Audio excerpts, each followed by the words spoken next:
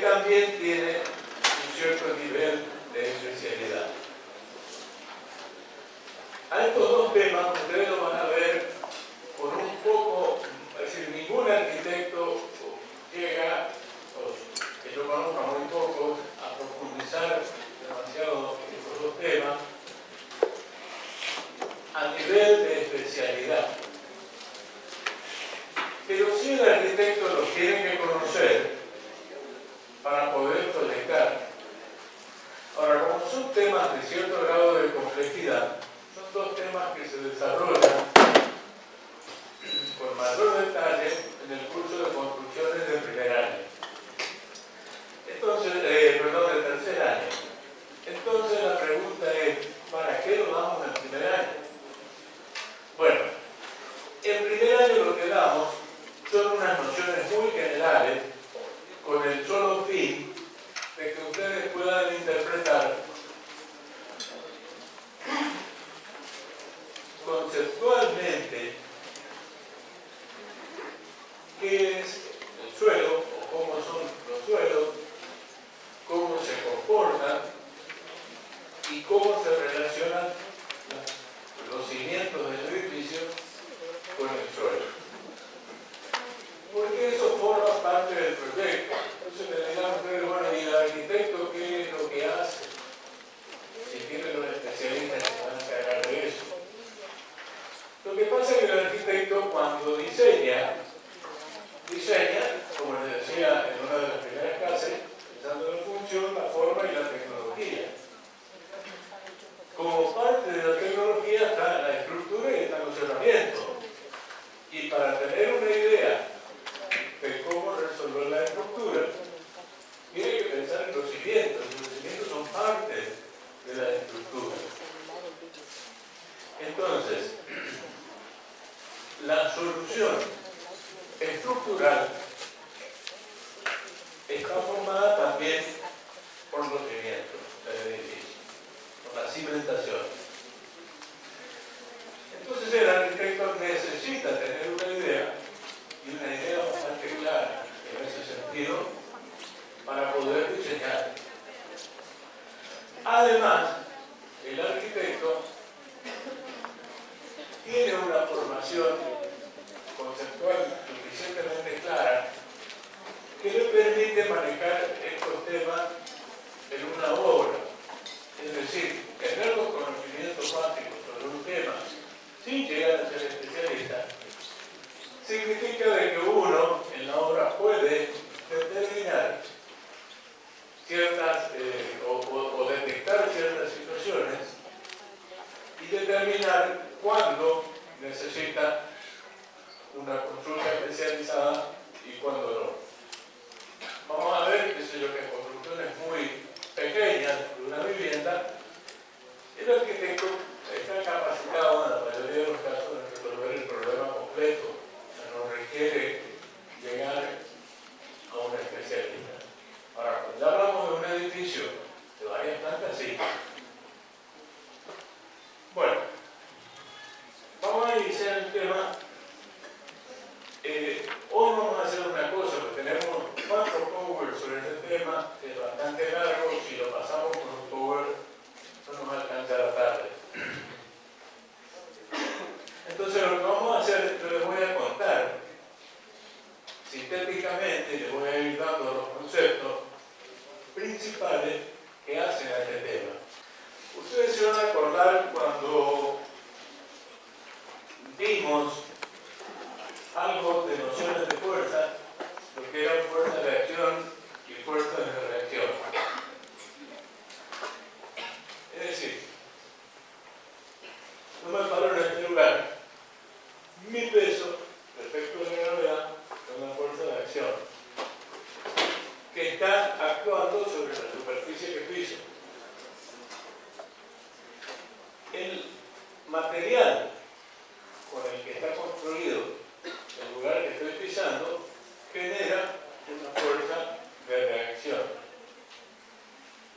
que tiene que ser igual a la fuerza que yo estoy realizando para que el sistema esté en equilibrio. Si este material no tuviera la resistencia necesaria. ¿Se acuerdan la definición de resistencia? Bueno, era la capacidad de no deformarse o romperse un material frente a la acción de una fuerza. Cuando estoy ejerciendo una fuerza sobre este material y no se rompe. ¿Por qué? Porque tiene suficiente resistencia. Quiere decir que este material que yo estoy utilizando genera la fuerza de reacción, o sea, es capaz de generar la fuerza de reacción para sostener mi peso. Si el país está parado acá, voy caminando por la calle, llovió y se formó barro y piso en el barro, ¿qué va a pasar? No me puedo llegar a hundir hasta el tobillo. ¿Qué pasó en ese caso? Bueno, lo que pasó fue que el material sobre el cual yo apoyé mi peso no soportó la carga. Es decir, ese material no tuvo la resistencia necesaria para soportar mi peso.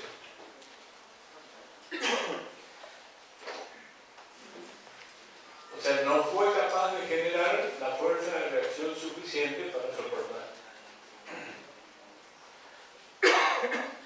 En el caso de los edificios, ya sea un edificio en altura de varias plantas, a ver, voy a cortar un poquito más, chico. Ahí.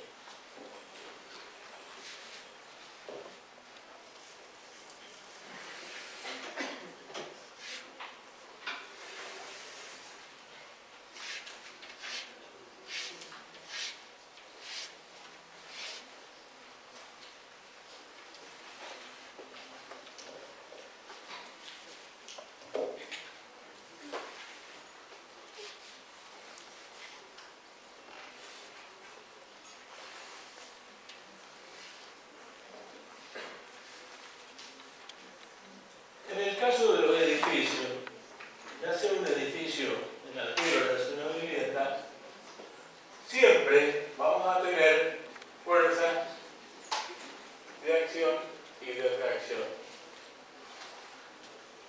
En este caso, la fuerza va a estar acá y va a estar acá, centrada. Una vivienda, por pequeña que sea, también va a generar fuerza. ¿Qué no son esas fuerzas? Esas fuerzas son la suma de todo lo que ya vimos anteriormente cuando hablamos de cargas permanentes y cargas accidentales. Acuérdense que las cargas permanentes eran aquellas que formaban parte del edificio. Es decir, las columnas, las vigas, las paredes, los techos. Y cargas accidentales eran todas aquellas que o nosotros agregábamos al edificio en un determinado momento, como ser los muebles, las personas, o que por alguna causa actuaban sobre el edificio, como el caso, por ejemplo, del viento. Vamos a suponer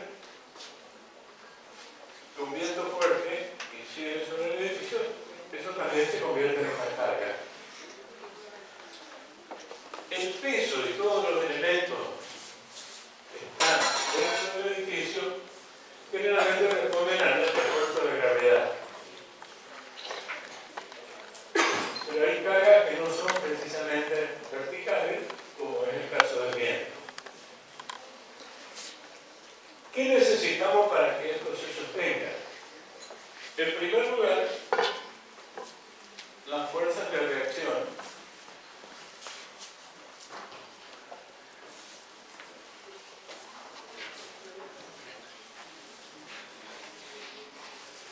Que van a tener la misma magnitud, la misma dirección, pero sentido contrario.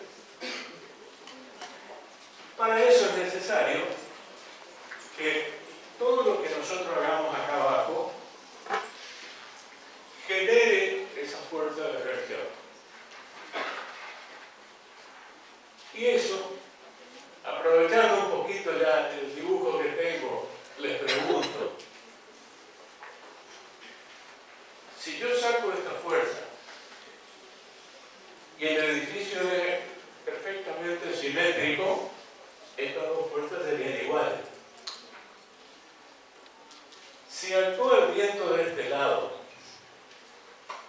y tenemos a esto definido como el apoyo A y a esto definido como el apoyo B, a ver si ustedes lo pueden deducir, ¿cuál de los dos va a hacer más fuerza? ¿Cuál? El B. ¿Ustedes están de acuerdo? ¿Por qué va a ser más fuerza? Exacto, porque esto está empujando de esta manera y la posición que tiene el edificio hace que la fuerza se concentre más de este lado. Bueno, determinar cada una de las fuerzas que actúan sobre los cimientos implica un análisis que se llama análisis de carga. Así como acá nosotros analizamos este caso, tendríamos que analizar cada una de las partes del edificio y ver qué cantidad de carga actúa sobre cada uno de los apoyos. Vamos a volver a un ejemplo que ya dimos la vez pasada. Lo que yo quiero es que razonen un poquito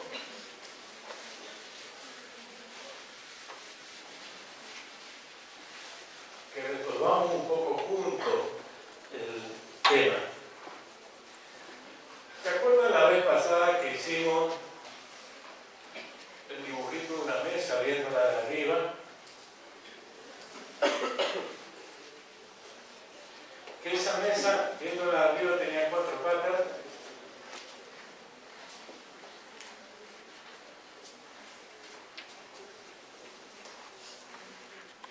Y que poníamos acá en el medio, como ejemplo, portas de corda. Viendo esto en corte, sería la mesa, serían las patas,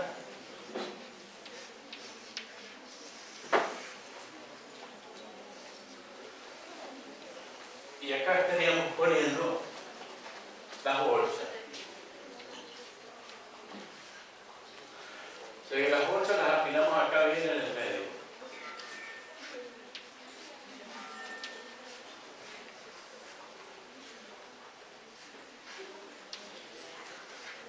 ¿Cuánto pesaba una bolsa de porra?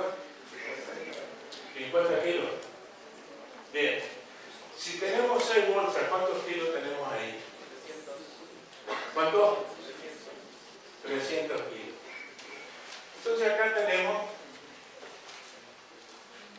300 kilogramos. Ahora, si el peso está bien en el medio, la pregunta es, ¿cuánto peso soporta cada pata? ¿Cuánto? Les pido que hablen un poquito fuerte, estoy un poquito... La cuarta parte del peso total. ¿Cuánto sería? 75 kilos. Bueno, quiere decir que acá tenemos 75 kilogramos y en cada una de las patas eso mismo se repite. Si nosotros reemplazamos la mesa por una losa y esa losa estuviera apoyada en 4 columnas, acá estamos suponiendo de que la mesa no pesa nada. Si esto fuera una losa y esa losa se apoyara en 4 columnas, lo que tendríamos que hacer es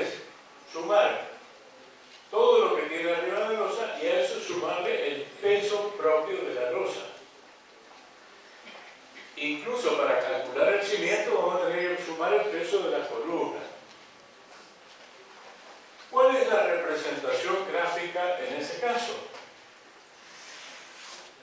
Bueno, en los planos se acostumbra a dibujar con un circulito e indicar cuál es el sentido del apoyo. Lo más lógico, es decir, si tuviéramos que apoyar, les doy otro ejemplo, vamos a razonarlo primero en función de otro ejemplo. Vamos a suponer que tenemos 4 paredes. Vamos a suponer que tenemos que colocar una viga de madera. La puedo poner de dos maneras. La puedo poner así o la puedo poner así. ¿Cuál viga va a ser de menor tamaño? La que está en el sentido de la luz más chica. Si a esta la llamo A y a esta la llamo B. La A, ¿por qué? Porque la luz más chica. Porque tiene menos distancia entre los apoyos. Entonces, al tener menos distancia entre los apoyos, ¿a qué esfuerzo está trabajando? La viga, ¿a qué esfuerzo está trabajando?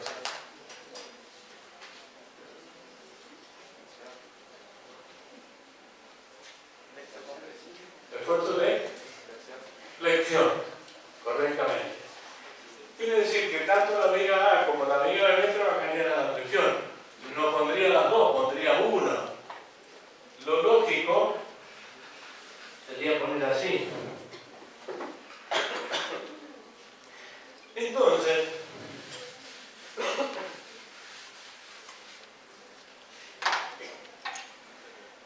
si tenemos una losa con posibilidades de apoyar en los 4 lados, ¿cuáles serían los lados que elegiría para apoyar para que la losa tenga menos espesor? ¿Serían el de arriba y el de abajo o el de los costados? El de arriba y el de abajo.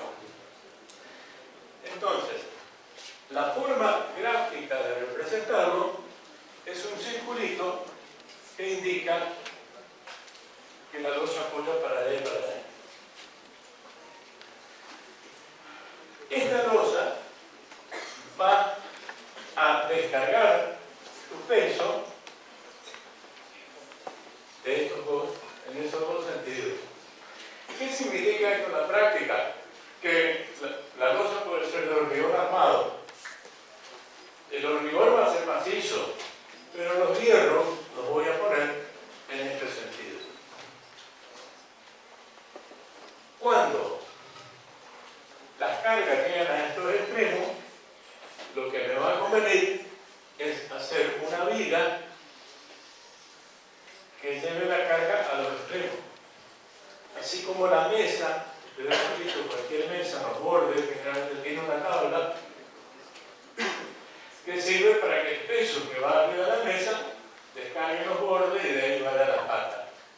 Bueno, la viga cumple la misma función. La forma de representar una viga es una línea con un punto.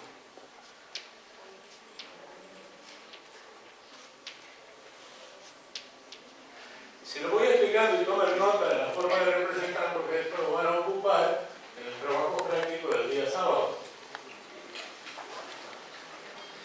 Quiere decir que tengo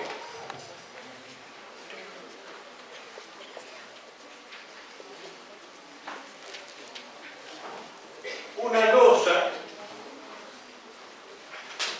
que está descargando en dos bordes. En los bordes que están más próximos entre sí. Y de esos bordes al extremo tengo las columnas.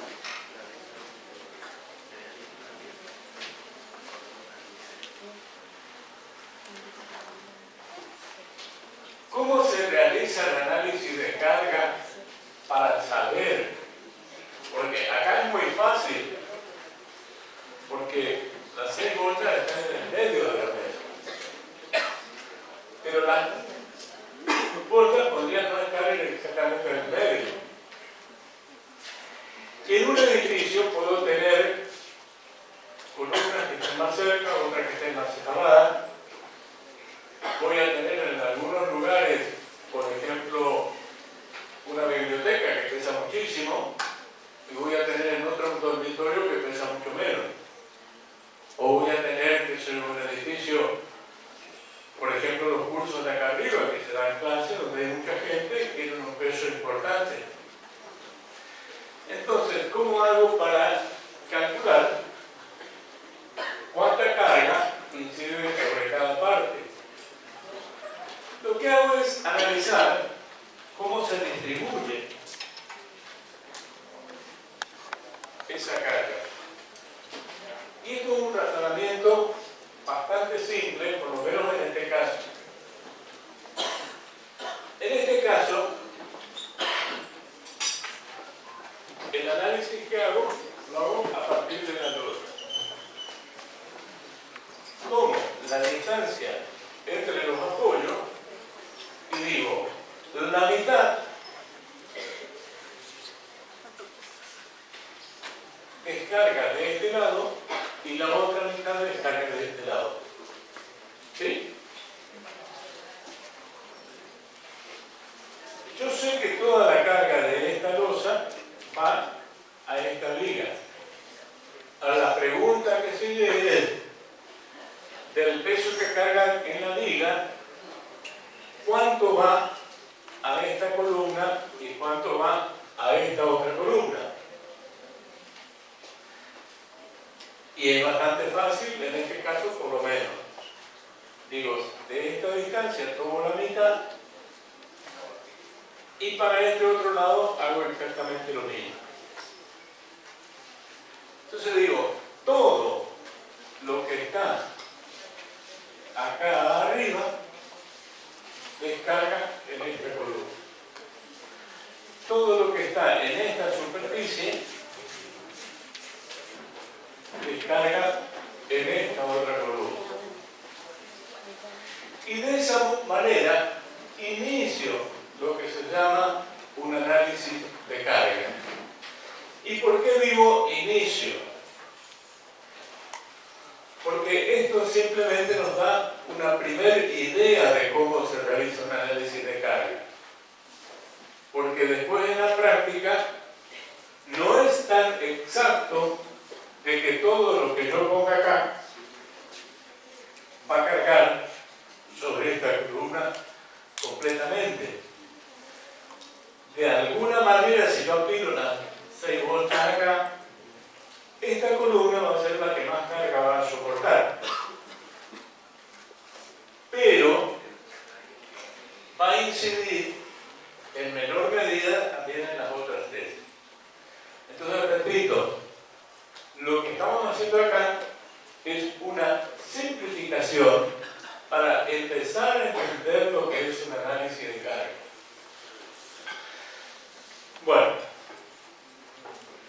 este es el primer paso para ver cómo el arquitecto analiza de una estructura, cómo cada parte incide sobre el peso del punto o la línea de apoyo o la superficie de apoyo. Otra situación que se les puede presentar es tener una losa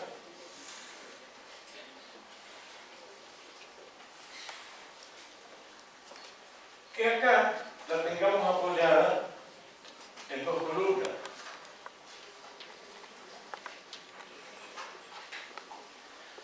Pero del otro lado, en vez de hacer una columna, hacemos una pared.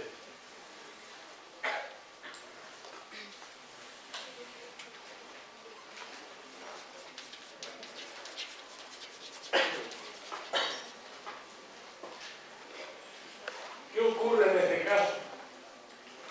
En este caso, el análisis de carga se va a iniciar de la misma forma.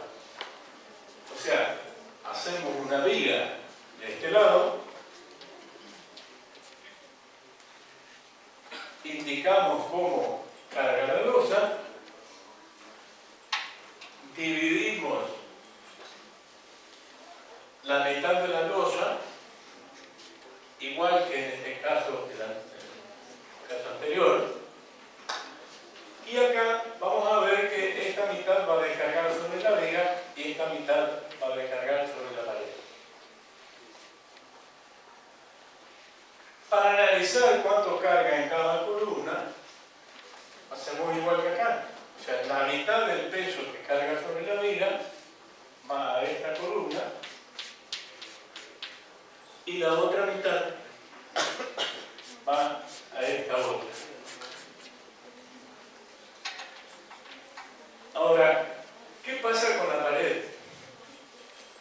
Con la pared lo que sucede es que toda la carga de la losa va a ir en toda la línea de la pared. Acá tenemos lo que se llama una carga puntual. Y ahí quería llegar a esa definición para que vean cuál es la diferencia. Tenemos una carga puntual, se denomina puntual porque descarga en un punto. De este otro lado, tenemos lo que se denomina una carga lineal, que descarga en toda la longitud de la pared. También tomen nota de esto porque también lo van a usar en la parte práctica. Seguramente ustedes van a tener algunas paredes y van a tener algunas columnas que van a ser las situaciones más comunes. Hay casos especiales que son un poquito más complejos que no vamos a entrar a analizar ahora, que estoy seguro que en el caso de ustedes todavía no lo van a necesitar. Ahora, ¿cómo se calcula la superficie de carga de la pared? Bueno, la superficie de carga de la pared, como es continua, basta con analizar 1 metro de ancho. Si nosotros analizamos 1 metro de ancho de losa,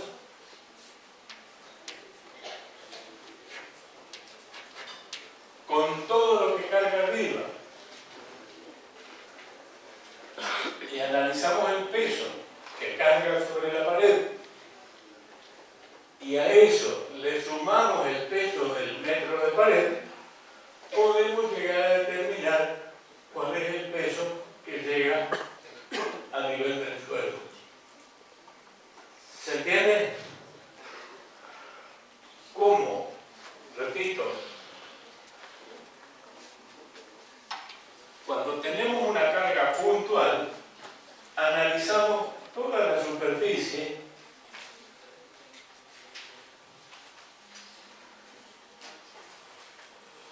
que corresponde a lo que carga en ese punto. Cuando tenemos una carga lineal, como sea el caso de la pared, vamos a analizar simplemente lo que carga 1 metro. ¿Por qué? Simplemente para simplificar el cálculo. Porque este metro va a ser exactamente igual al metro siguiente, igual al metro siguiente.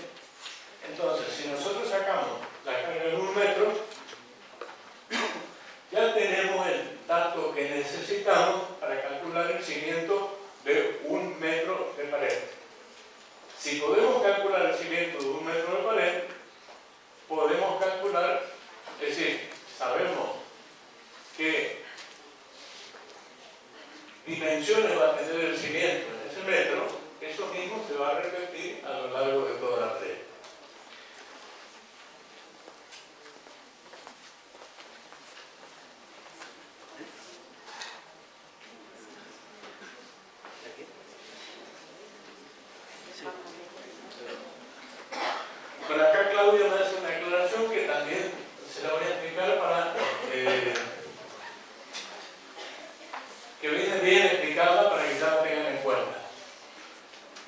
¿A qué quiero llegar a esto? Que ustedes en el trabajo que van a hacer van a tener dos tipos de situaciones. Van a tener cargas puntuales, que son aquellas que apoyan en la columna, y van a tener cargas lineales, que son las que cargan, por ejemplo, en las paredes. Lo que me decía Claudia, que aproveche a comentarles qué pasa cuando hay un alero. Bueno, si esta losa tuviera un alero y la losa fuera así,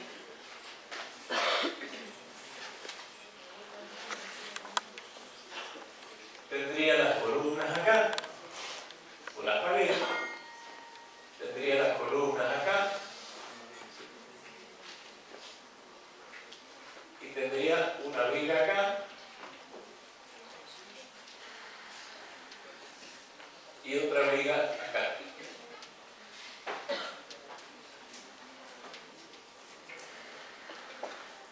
¿Cómo sería la situación de las cargas en la representación? La situación, o sea, si vamos a, para que lo entiendan mejor, no sé si lo alcanzan a percibir, vamos a suponer que hacemos un corte A. Vemos esto en corte. Si lo vemos en corte sería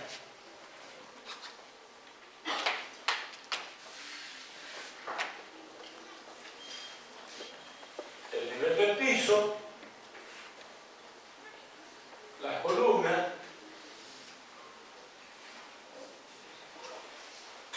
la viga que veríamos en corte, o sea que el dibujo sería más grueso, y la losa que veríamos en corte, que sería así. ¿Se entiende? Ya habrán visto el sistema de representación, que lo que está en corte se dibuja más grueso y lo que está en vista se dibuja más finito, trazo más fino. En este caso, si nosotros cortamos acá, vemos esto en corte, porque estamos cortando, y la viga en corte. Y si estamos mirando para allá, a las columnas las vemos en vista, o sea que las dibujamos más finito. De acá a acá sería el tramo de losa que viene de acá a acá. Y este alero sería esto que vemos acá como voladizo. Ahora, ¿cuánto carga en este caso cada columna? Bueno, vamos a representar primero cómo se da la carga de la losa. Entre viga y viga se repite lo mismo que en este caso. ¿Y el alero dónde está cargado? En la viga de abajo. O sea, el alero está cargando sobre esta viga. Y la forma de representar es con medio circulito y una rayita para este lado. Quiere decir que esta viga soporta el peso de la mitad de la losa que está entre las dos vigas más el peso del alero. ¿Cómo se hace la distribución de carga en este caso? La distribución de carga se hace tomando la mitad de distancia entre las dos vigas y trazamos una línea. De esta línea hacia arriba la va a descargar sobre esta viga. De esta línea para abajo va a descargar sobre esta otra viga. Ahora, ¿qué corresponde a cada columna? Igual que en este caso, la mitad de la viga hacia la columna y la otra mitad hacia la otra columna. Ahora vamos a ver que acá sí ya empezamos a tener superficies diferentes. Acá eran las 4 iguales. Acá vamos a tener esta superficie para esta columna y vamos a tener esta superficie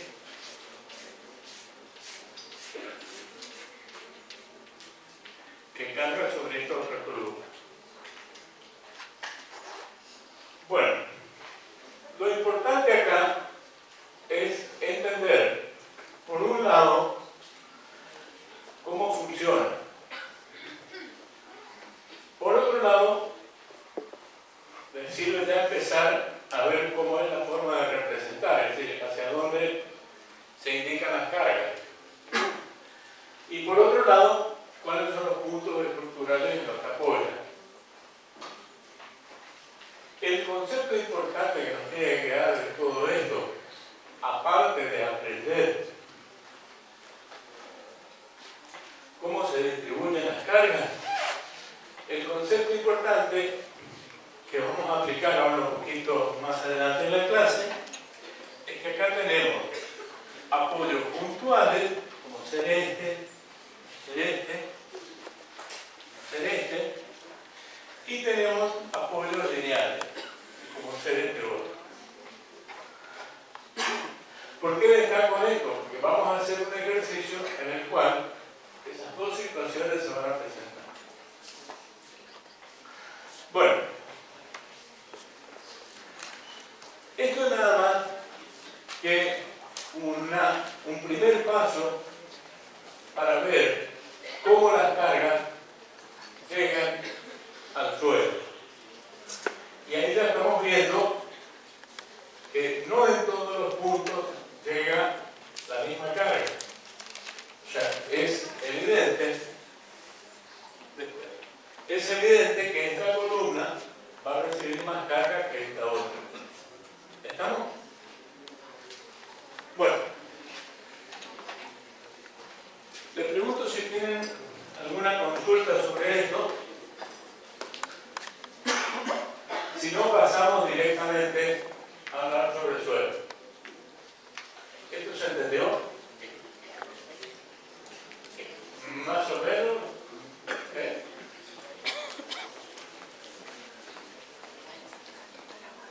Si ustedes tienen que resolver una situación de esta, ¿me animan a hacerlo ahora? Bueno, veo que algunas dudas quedan. Seguramente con la ejercitación van a tener un poco más de posibilidades de poner a prueba y sacarse las dudas que correspondan. Lo importante es saber, en síntesis, que el peso que llega al suelo está constituido por todas las cargas del edificio, carga permanente y accidental. Que esas cargas se distribuyen de acuerdo a cómo esté armada la estructura. Y que van a llegar al suelo fundamentalmente o en forma puntual o en forma lineal. Puntual definimos cuando llega a un lugar preciso que lo podemos definir como un punto que sea el centro de una columna. En forma lineal es cuando apoya sobre un elemento que tiene una longitud que permite que la carga se reparta en esa longitud, como es el caso de las paredes. Bueno,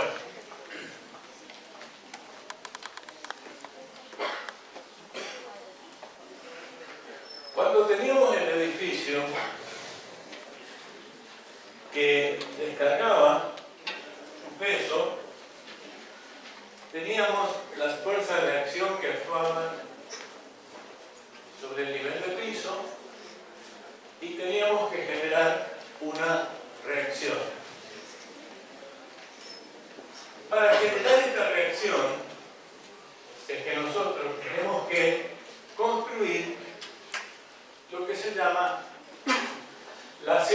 fundación del edificio. O sea, los cimientos con la fundación. Lo que hay que tener en cuenta que ese cimiento que nosotros hagamos, que puede tener muy diversas formas, pero por ejemplo podría ser así, se apoya en definitiva sobre el suelo. Entonces vamos a tener por un lado un material que es el material de la estructura del edificio, que puede ser hormigón, puede ser madera, puede ser metálico, pero por otro lado tenemos el suelo, que también lo vamos a considerar un material.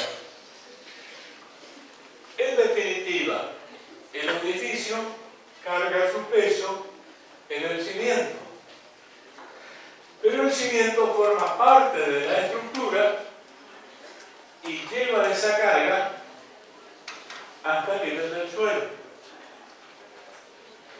Y en el nivel del suelo es donde se genera verdaderamente la reacción. Este material con el que se construyó la estructura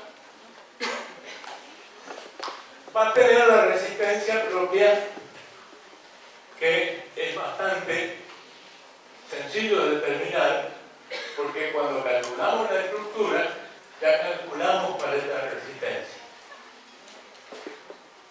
El otro tema va a ser el suelo. El suelo se va a comportar también como un material.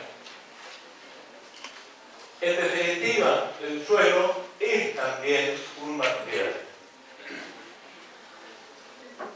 Lo único que en casi la mayoría de los casos, este material del suelo va a ser menos resistente que el de la estructura. Entonces, el cimiento, la fundación del edificio, es lo que va a permitir que toda esa carga del edificio llegue al suelo, y tenemos que encontrar la forma de distribuir ese peso de manera que el suelo no se rompa. O sea, si lo que yo les decía hoy, si camino en el barro, mi propio peso hace que yo me hunda. Pero si pongo una tabla y camino arriba de la tabla, no me hundo. Estoy poniendo un elemento que me permite distribuir el peso de una manera diferente, de manera que el material que está abajo, en este caso sería el barro, resista la carga de mi cuerpo. Bueno, la función que cumplen las fundaciones es esta: recibir toda la carga del edificio y distribuirla en el suelo de manera que la acción de esa carga pueda ser resistida por el suelo, a pesar de que el suelo tiene menos resistencia que la estructura. Bueno, para entender esto, lo primero que tenemos que empezar a conocer es sobre el suelo.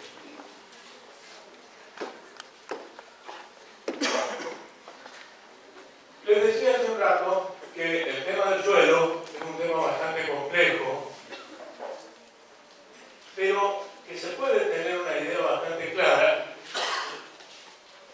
conceptualmente, y que eso al arquitecto o al que está estudiando arquitectura en primer año ya le sirve para entender cómo funciona una estructura completa.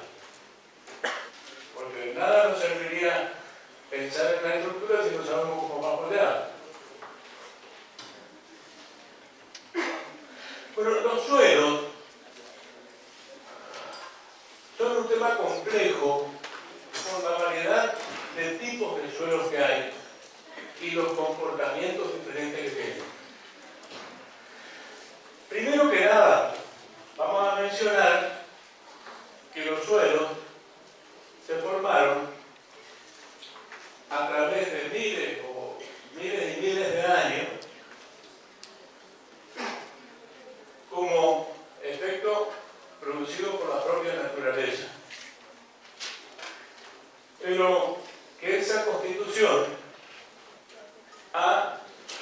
teniendo variantes a través del tiempo, lo que ha hecho que se constituya, o sea, su constitución no sea completamente homogénea. Por poner un ejemplo, hace muchos miles de años, en un lugar existió un río. Ese río con el tiempo cambió de cauce. ¿Pero qué dejó? Dejó la arena. Después algunos acontecimientos naturales, sobre esa arena depositaron un mantel de un tipo de suelo. Después hubo la erupción de un volcán y por efecto de esa erupción se depositó otro tipo de suelo. Después están los suelos que el mismo viento o el agua va arrastrando. Todos esos procesos a través del tiempo van generando lo que nosotros llamamos estratos. Entonces, cuando hacemos un corte del suelo, le voy a mostrar dos pozos, que son excavaciones que se hicieron para hacer una base de columna. Y acá ustedes pueden ver con toda claridad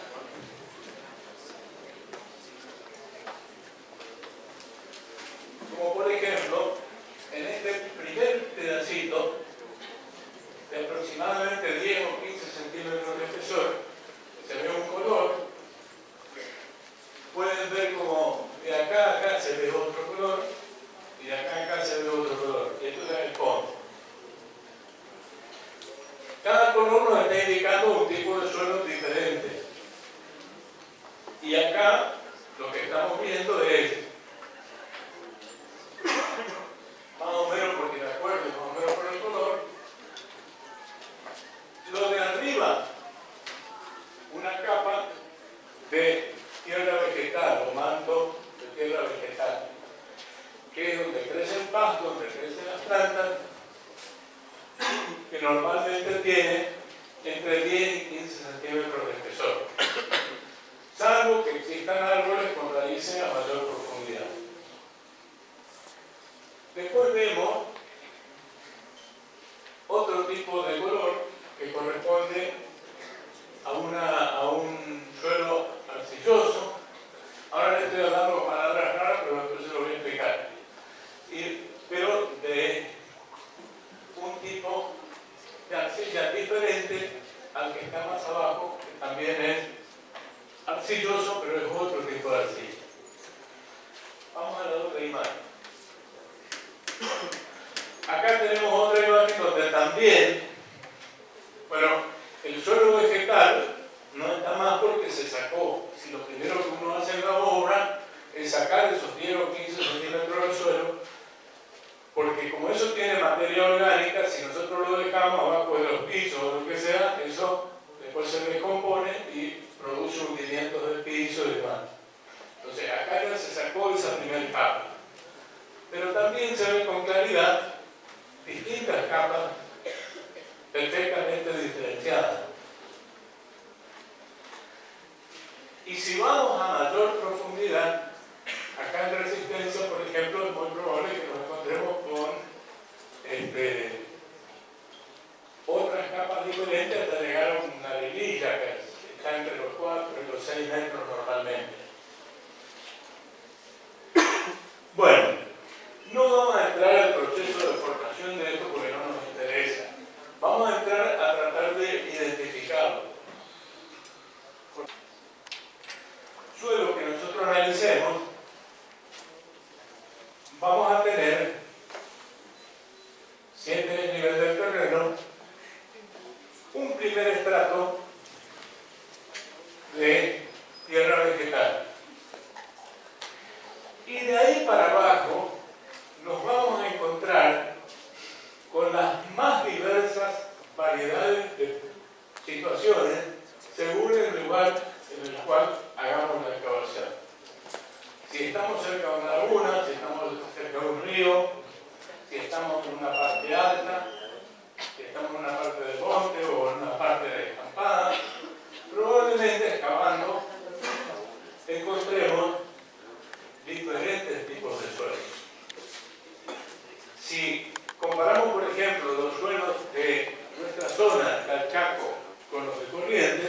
también vamos a encontrar diferencias y diferencias mucho más importantes.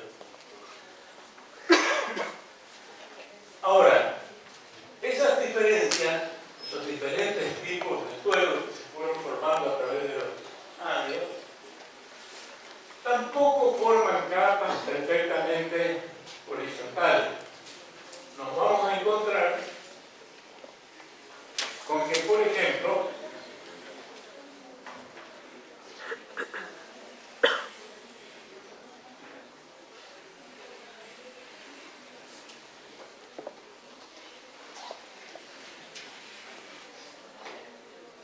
este 1, que era el manto de tierra vegetal, el 2 puede ser un tipo de suelo, el 3 otro tipo de suelo, el 4 otro tipo y el 5 otro tipo. ¿A qué profundidad tenemos que llegar? Bueno, ese es uno de los temas que tenemos que analizar. Va a estar, lógicamente, en función de las características de cada una de estas capas, pero también en función del tipo de estructura que nosotros tengamos. Si la estructura tiene cargas lineales, tiene cargas puntuales, podría llegar a tener cargas superficiales, que no lo vimos todavía, las menciono para que sepan que existen. Y depende del tipo de carga y depende de la magnitud de la carga. Entonces juega por un lado el tipo de suelo y por otro lado el tipo de carga, cómo se produzca la descarga y la magnitud de la carga. ¿Y por qué es importante considerar que todos los estratos no tienen la misma profundidad? Porque lo que tiene que hacer el arquitecto con el especialista del suelo, cuando va a construir un edificio, es investigar sobre qué suelo va a trabajar. Es lo primero que se hace. Porque a partir de ahí, nosotros tenemos la primera pauta importante para saber con qué tipo de estructura vamos a trabajar, o nos conviene trabajar. Y si el edificio ocupa una superficie importante, probablemente lo que nosotros vamos a tener que hacer es alguna perforación en diferentes partes del terreno que nos permita analizar los distintos tipos de suelo que hay a cada profundidad. ¿Y por qué en distintas partes del terreno? Justamente porque los estratos no son perfectamente horizontales. Nosotros en un terreno de 100 metros podemos tener a 1 metro de profundidad arcilla y a 2,50 metros arenilla. Y en el mismo terreno vamos al otro extremo y tenemos a 50 centímetros arcilla y el arenilla está mucho más cerca de la superficie. Entonces, eso el arquitecto tiene que tener muy en cuenta cuando va a diseñar la estructura. Bueno, ahora, lo importante es ver cómo se constituyen estas capas, cómo pueden ser, con qué nos podemos encontrar. Nos podemos encontrar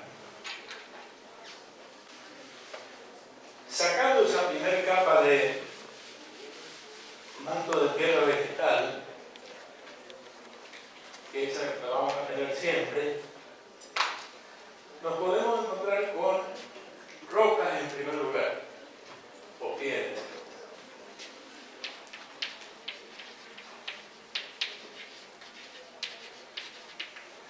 En ese caso, probablemente, que esto es muy común, no tan lejos de acá, vamos a Misiones y tenemos suelos. En este caso, es la única situación en la cual probablemente la resistencia del suelo sea mayor a la resistencia influencia del material que nosotros estamos usando como estructura. Saliendo de ese tipo de suelo, tenemos los suelos cohesivos.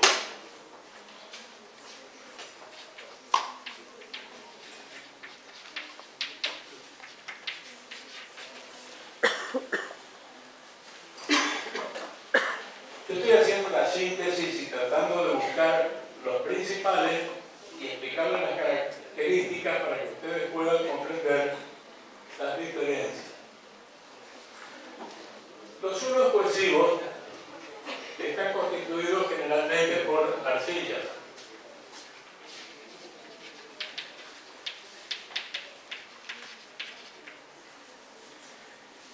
Y las arcillas se pueden dividir en dos grupos, que son las que podríamos denominar las compactas por un lado,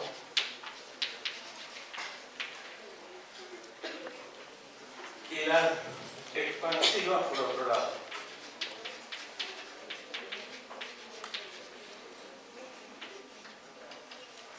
Sí, hay más variedad, pero estas son en grandes grupos las principales que nos permiten establecer una comparación y una diferencia. La composición básica de la arcilla son como pequeñas escamas. ¿Vieron las escamas de los pescados? ¿Cómo se pegan una con otra? O hagan de cuenta, son partículas muy pequeñas, de menos de un centésimo de milímetro, entre 1 y 2 y 3 centésimos, pero tienen la forma de pequeñas escamas. Hagan de cuenta que cortan pedacitos de papel y los humedecen. Bueno, tomándolo en una escala mayor, eso es la composición básica de la arcilla. Cuando esas partículas están demasiado juntas y tienen una constitución que hace muy difícil o no permite que la humedad penetre, se denominan compactas, que tienen un porcentaje de humedad que tiende a ser permanente. O sea, demora demasiado tiempo modificar esa condición, ese porcentaje de humedad. Lo que no les dije hoy, pero bueno, lo voy a mencionar ahora, que nosotros en el suelo también tenemos napas de agua. ¿Qué son las napas de agua? Bueno, el agua de lluvia que penetra en el suelo y que va a circular por las napas que son permeables y permiten esa circulación. Generalmente son napas de arena o de piedritas pequeñas. Esa agua de las napas, que puede aumentar o disminuir de acuerdo a la época del año, de acuerdo a la cantidad de lluvia que hubo, si hay algún río cerca también puede tener incidencia. Esa agua es la que puede producir alguna modificación del contenido de humedad del suelo. En las primeras, las más compactas, tardan mucho tiempo en absorber agua, o se vuelven casi impermeables en superficie y cuesta mucho penetrar al agua. Se mantienen, tienen una tendencia a mantener el porcentaje de humedad. Las otras que llamamos expansivas tienen mayor capacidad de absorber agua y lo que hace esa absorción del agua es como separar las escamas. Es como que al papel nosotros le echamos más agua y comienzan a separarse un poquito más. Pero en el caso de la arcilla le da una característica muy particular. Absorben agua y al absorber agua se hinchan, es decir, se dilatan. Y esa reciban el nombre de arcillas expansivas, lo cual genera un problema muy importante en la construcción, porque tienen tantas fuerzas de expansión que son capaces de levantar un piso, un contrapiso seguro, y en muchos casos pueden levantar hasta algunas paredes. Entonces, cuando uno construye sobre un suelo en el cual existan arcillas expansivas, puede llegar a tener problemas probablemente de fisura, pero no fisura precisamente por hundimiento, sino más que nada porque la presión de la arcilla tiende a levantar parte de la estructura. Entonces, primera conclusión: los suelos arcillosos son aptos para fundar. Al ser cohesivos, tienen la ventaja de que mantienen, no se deslizan, no tienden a deslizarse, pero hay que tener cuidado sobre qué tipo de arcilla estamos trabajando, que no sean arcillas expansivas. Otro tipo de suelo que tenemos son los que vamos a llamar granulares.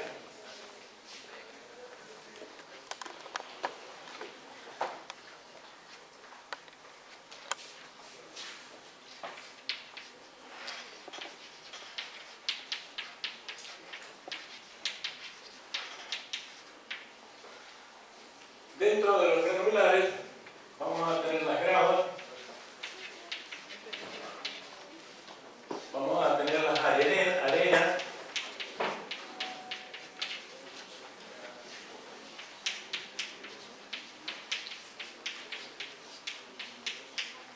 y la arenita. La única diferencia, en este caso estamos hablando ya de elementos que tienen una constitución diferente. Tienden a ser pequeñas estelitas. La única diferencia está en el tamaño. Las gravas son ya piedritas que se depositan igual que la arena debajo del terreno. Las arenas, cuando nosotros percibimos bastante fácilmente el tamaño de los granos, y la arenilla, cuando el tamaño de los granos ya es muy finito y apenas se lo alcanza a percibir. Y por otro lado, bueno, respecto a este tipo de suelo, en general trabajan muy bien para esfuerzos de compresión. El problema que tienen es que necesitan estar encajonados, o sea, necesitan tener un espacio bien contenido para que el suelo no se disgregue. Es decir, si nosotros tomáramos, por ejemplo, un médano, podríamos tomar parte de esa médano de hacer una construcción. El problema que podemos tener es que con la lluvia esto comienza a socavarse y sería un problema bastante serio. Algo que difícilmente ocurriría con las arcillas. Pues las arcillas, al ser cohesivas, mantienen mucho más la unión entre las partículas. Entonces, ¿qué quiero decir cuando digo que tiene que ser encajonado? Una manera sería, si tenemos que hacer un relleno, y este es el nivel del terreno y este es el nivel de construcción, sería construir algún tipo de contención, que podrían ser muros de hormigón armado, por ejemplo,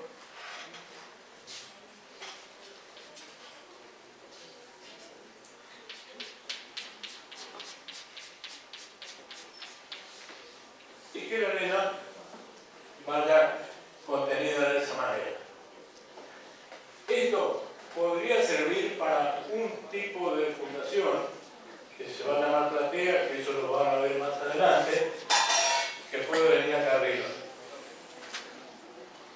O podríamos hacer las fundaciones del edificio por debajo y acá simplemente apoyamos piso. La otra forma de contener la arena es cuando tenemos el nivel del terreno, tenemos algún estrato del suelo y tenemos arena, por ejemplo, en este estrato. Si nosotros hacemos una excavación,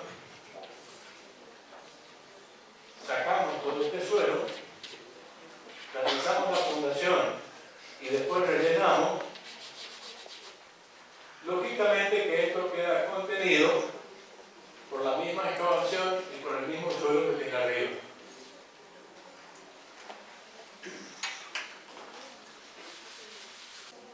¿Para qué sirve conocer estas diferencias? Para poder después definir cuál es el tipo de fundación que nosotros vamos a emplear. Ustedes tendrán toda la experiencia cuando van caminando y llueve y ponen una tabla y caminar arriba. Y que de esa manera la tabla no se hunde.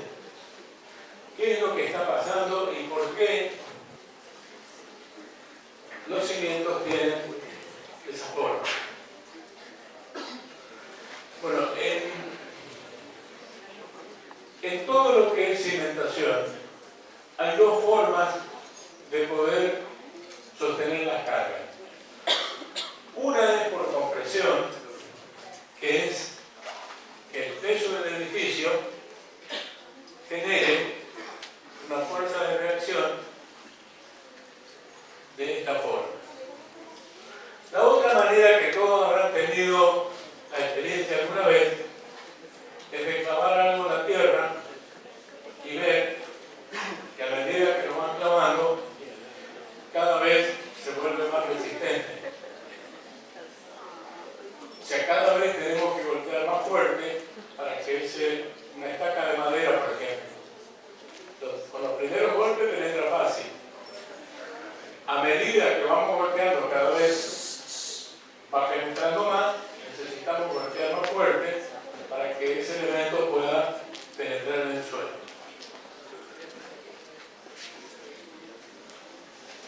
El otro sistema de fundación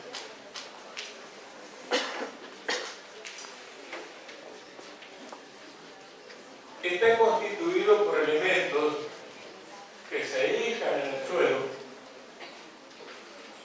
o se hace una... Estoy calculando el tiempo que nos queda y pensé que nos quedaba más tiempo, por eso quería explicarlo más detalle. Hay dos maneras. Una, hacer una excavación y después llenarla de algún material, como por ejemplo hormigón. La otra manera sería preparar aparte los elementos, como ser un tillote, que es como una estaca muy grande, y tratar de colocarla que vaya penetrando mediante golpes. En los dos casos, cuando nosotros llenamos este material, lo que vamos a tener es que la fuerza del edificio actúa acá y se transmite a los laterales de la pared de esta forma.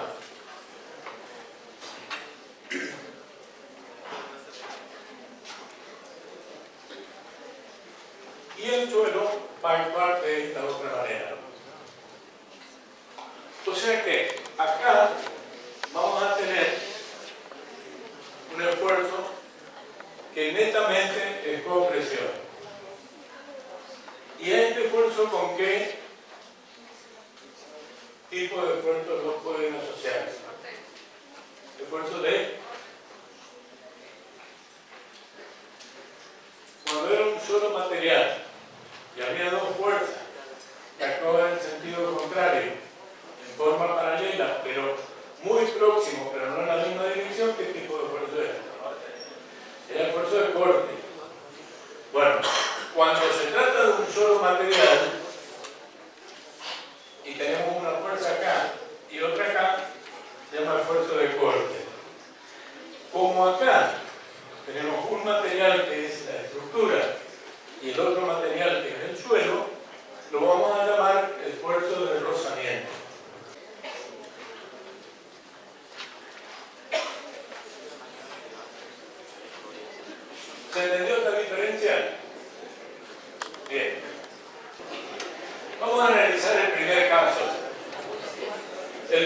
caso que se trabaja pura y exclusivamente con esfuerzos de compresión, cuando nosotros producimos un ensanchamiento del elemento estructural, ya sea una columna o sea una pared, lo podemos llamar zapata. O sea, cuando tenemos el espesor de la pared y producimos un ensanchamiento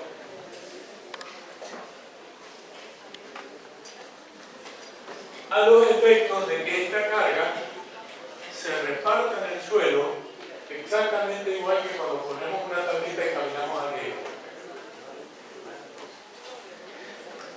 Como el suelo es menos resistente que el material de la estructura, nosotros a esto lo vamos a calcular.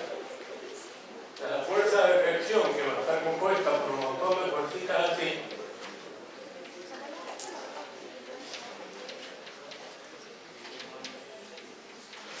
lo vamos a calcular exactamente igual que cuando calculábamos la superficie. ¿Se acuerdan que hicieron un ejercicio que tenían una carga y calculaban la superficie de acuerdo a la resistencia del material? Acá se calcula exactamente igual, pero teniendo en cuenta cuál es la resistencia del suelo.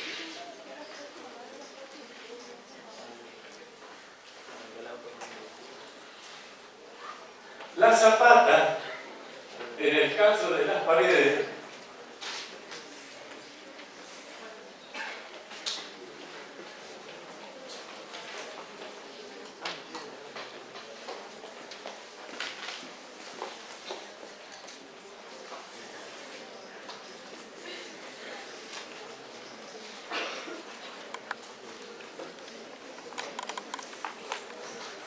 ¿se acuerdan que hace un rato hablamos de cargas lineales y cargas puntuales? En el caso de las paredes, las zapatas son simplemente un ensanchamiento del espesor de la pared que va en toda su longitud. En el caso de las columnas,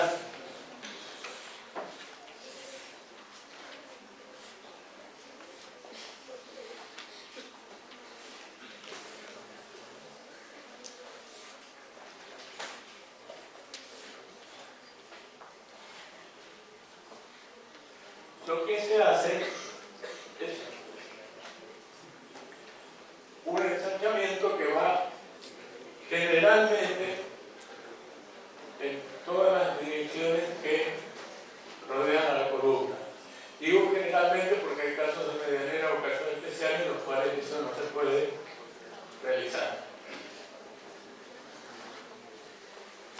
Lo importante como concepto es que acá la carga de la pared se distribuye en una superficie más grande, pero que sigue a lo largo de toda la pared, y esto va a recibir el nombre de zapata corrida. En este caso va a recibir el nombre de zapata aislada.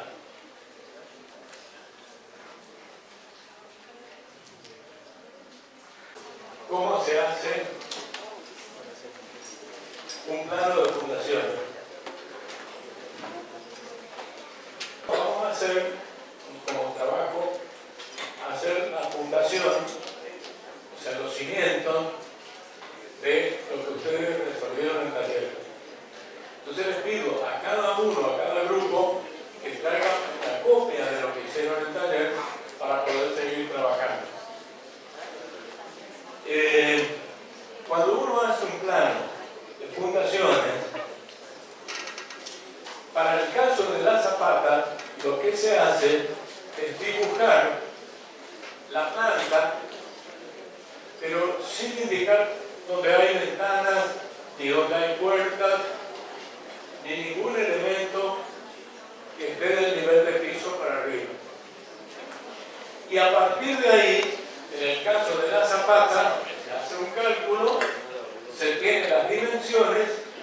se dibuja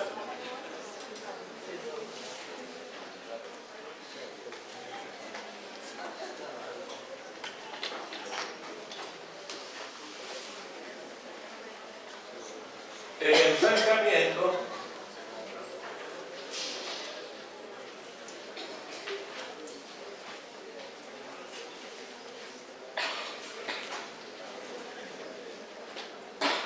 se dibuja con otro color o con otro grosor de línea la vista